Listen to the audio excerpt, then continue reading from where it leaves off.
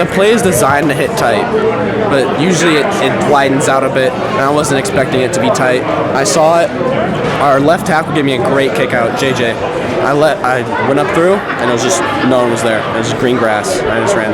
You guys hadn't run much at all. The previous carry was your first carry of the game. They were controlling the ball with Barnhart a lot. Yep. How tough was it for you guys to get in an offensive rhythm against this team tonight? It was rough. We had a grind, just put our head down and just grind. Because of how well they run the ball, and that's kind of what their trademark was and how big they are. We felt really like they're going to move the ball in between the 20s. Like we felt that they would be able to do that. Our objective was to eliminate explosive plays, and we did that tonight outside of one pass down the sideline in the first quarter. And so in order to do that, we told our kids, like, you got to bring your sledgehammer tonight because it's going to be that type of game.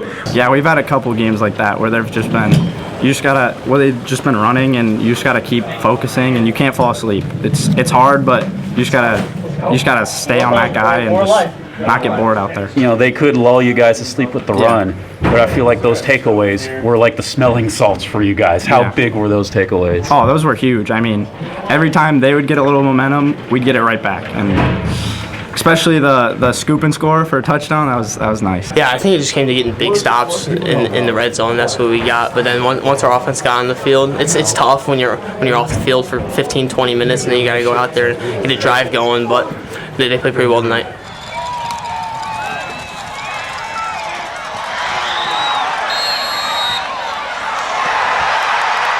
I love having Gavin back. He's like a brother to me.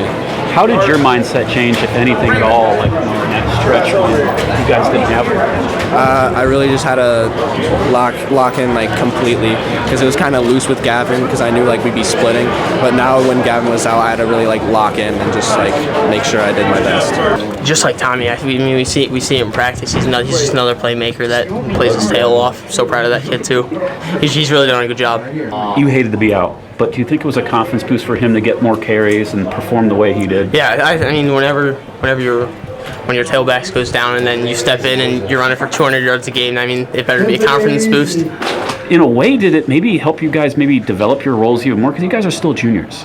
The fact that you're a third-year starting safety, does it maybe allow you to concentrate more on that while he's just showing what he can do? Yeah, I mean, we talk about it at the beginning of the year, having 25 to 28 starters. So not just having your starting 11, but then having backups behind them. Not that Cooper's a backup, but just developing kids behind them, that's huge.